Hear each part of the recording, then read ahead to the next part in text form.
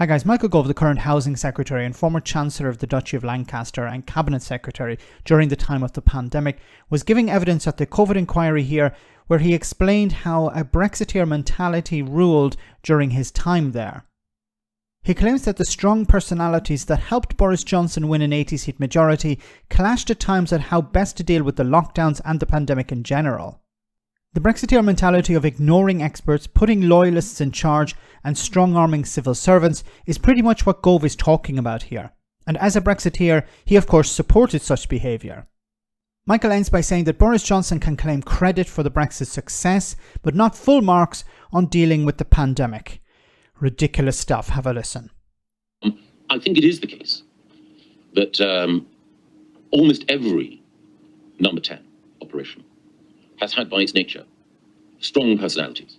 Sometimes those personalities clash, sometimes under tension. Humans express themselves in ways which, with the benefit of hindsight, they regret. It is certainly the case that under Boris Johnson, there were strong personalities in number 10, but those strong personalities had been responsible for helping to secure not just an election victory, but an end to the logjam in Parliament over Brexit. And many of those strong personalities needed to be assertive in order to deal with some of the other challenges that we faced. But you accept, do you not, that this was an issue going beyond personality clash? The behaviour, the style, the personalities of the people in number 10 had a direct impact on its functionality, on its ability to perform in the face of this unprecedented crisis. You would accept that proposition? Well, I think that you're never going to get a perfect team of personalities, all of whom are beautifully aligned and amongst whom there is perfect harmony. You will always have, it's in the nature of politics, strong views, sometimes punctually expressed.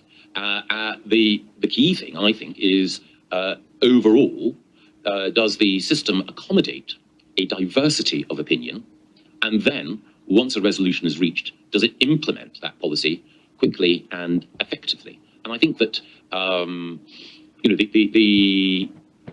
the nature of politics, the nature of decision making in any organisation under pressure, means that people do sometimes need to be, a little bit direct.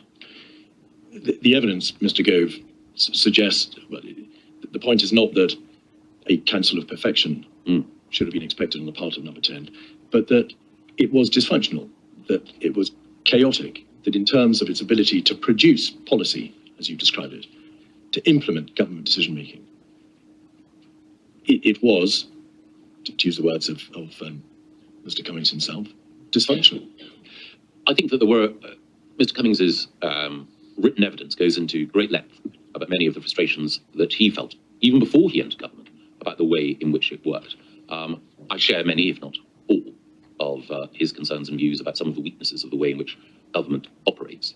But I think that it's in the nature of anyone who's a reformer that they will feel the need to test the effectiveness of delivery and then want to seek to improve it, sometimes by being exacting and tough, but one would hope always with an understanding of the human factor as well.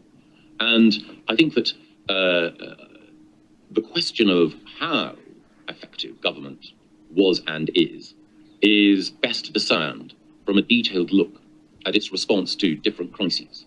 And again, I would not want to preempt the committee's conclusions at all, but I think I would argue that the government of Boris Johnson, when it came to preparation for Brexit, executed that well. When it came to the vaccine rollout, executed that well. But there are other areas which I know the inquiry will look at where it would be quite wrong to award ourselves high marks. High marks. Okay, there's so much to unpack here. As I said at the beginning, this Brexit mentality was in charge. Boris Johnson realised, and this COVID inquiry is so illuminating because it shines a light on what was happening in number 10 within the cabinet during the pandemic. And what we saw on the outside was, yes, dysfunctionality, but inside it was to a factor of 10. This mentality of putting people in charge who had no business of being in charge simply because they were loyalists to Boris Johnson. Not deciding, okay, we have this desperate situation, we have this pandemic, how best do we deal with it? A reasonable person would look for the experts. Okay, we put the experts in charge. We put people who know what they're doing in charge. People who are good at organizing, put those people in charge. People who are respected by the public when it comes to politics, put those people in charge. So that they can be a voice of reason, and then they can rally support to deal with this pandemic. But Boris Johnson did the opposite. When it came to listening to the experts, Boris Johnson ignored the experts because his focus instead was on saving his career. He was worried that this pandemic would have brought him down. And instead of actually stepping aside, if he was so worried about that, step aside and let somebody else to take over, or rally the experts around him, listen to them. No, he put himself first. He didn't put the country first. He didn't put the victims first. It was always about him, about protecting himself.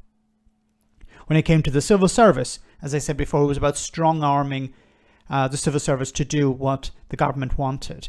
In the same way as we're talking about with Brexit, we wanted to put loyalists in charge. We want to put people in charge who will do as they say, do as we say, and we will strong-arm. We will convince the civil service to do as we wish.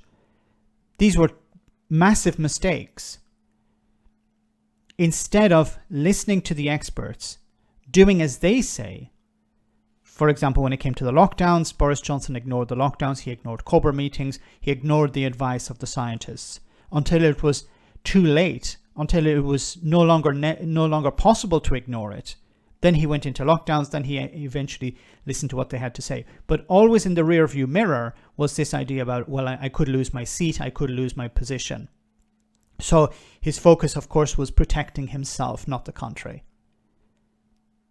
The Brexiteers thrived on chaos, and Boris Johnson put those people into positions of power during the pandemic. It is a recipe for disaster. Let me know in the comment section, guys, what you think. As always, your comments are greatly appreciated. Thanks a lot.